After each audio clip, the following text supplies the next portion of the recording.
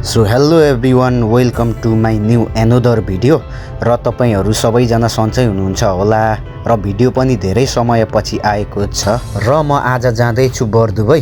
र बरदुबई चाहिँ म एउटा सानो कामले जाँदैछु साथीहरू। र तपाईँहरूले फुल भिडियो हेर्नुभयो भने थाहा पाइहाल्नुहुन्छ म बरदुबई किन जाँदैछु भनेर। जस एउटा सानो काम छ।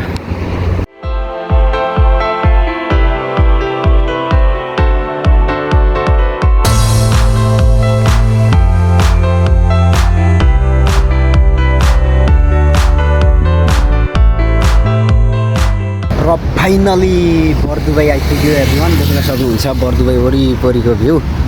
त्यस्तै बरदुबई आउनु चाहिँ अल्कोचबाट यहाँनिर मलाई त्यही 1 घन्टा 10-20 मिनट लाग्यो। देख्न सक्नुहुन्छ अगाडिको दृश्यहरू।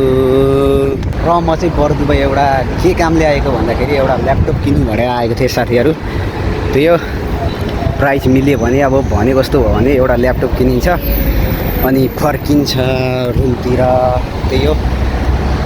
र यो बरदुबईलाई चाहिँ एभ्रिवान इन्डिया र नेपालको सहर पनि भनिन्छ। देख्न सक्नुहुन्छ इन्डिया र नेपालको सहर भन्छ, तर त्यस्तो देखिँदैन। र म चाहिँ बरदुबई धेरै घुमिनँ, त्यही ल्यापटप किन्ने भनेर आएको थिएँ र त्यो काम पुरा गर्छु र फेरि फर्किन्छु रुमतिरै। र यहाँ देख्न सक्नुहुन्छ बरदुबईको गल्ली गल्ली घुमिरहेछु। यस्तो छ दृश्य बरदुबईको,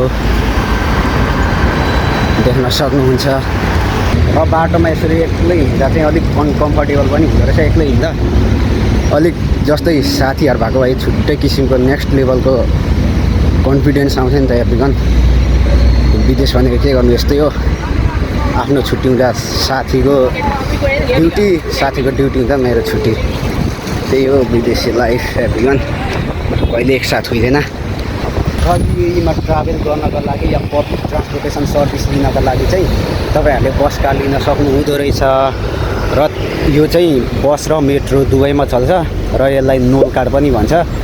यसलाई रिचार्ज हाल्यो चलायो त्यो सिस्टम रहेछ एभ्रिवान। र तपाईँहरूले त्यो अब ट्राभल गर्नको लागि ट्याक्सीहरू पनि लिन सक्नुहुन्छ, तर ट्याक्सीहरूमा भन्दा यहाँ बस कारमा चाहिँ अलिक सस्तो हुँदो रहेछ। त्यही हो एभ्रिवान।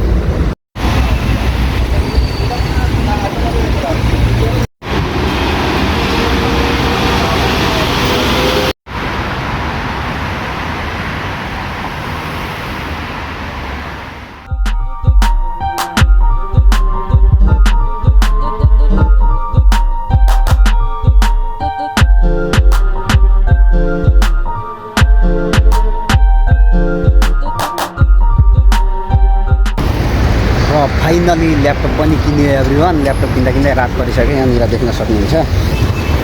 र अब त्यही हो, अहिले 5:30 भइसक्यो। मिल्यो भने यसो रुममा अनबक्सिङ गरिन्छ यही भिडियोमा। टाइम मिल्यो भने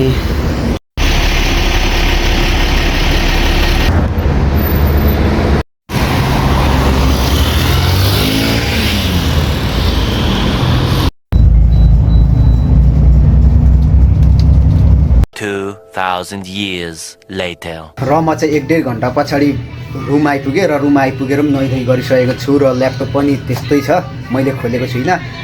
र तपाईँहरूलाई पनि भिडियोमा थोरै देखाइदिउँ भनेर अहिले खोलेको छुइनँ।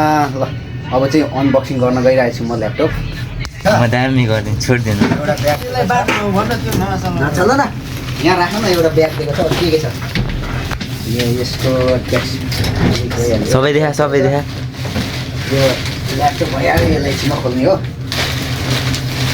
यो एउटा माउस छ। ल्यापटपको नाम चाहिँ HP भिक्टस i5 रहेको छ। यहाँ देख्न सक्नुहुन्छ 16 GB ऱ्याम, 512 GB SSD छ। यहाँ सब तपाईँहरूले देख्न सक्नुहुन्छ। यहाँ पनि देखाइदियो त के कति छ भनेर स्पेसिफिकेसन। यहाँ भित्र चाहिँ के छ एकदम, हे भगवान्, अलिक मजाले गरे राम्रो देखिन्छ।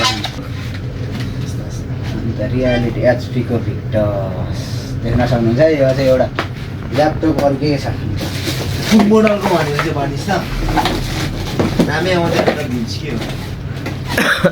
यहाँ भित्र चाहिँ एउटा चार्जर बक्स, चार्जर। अरू के छ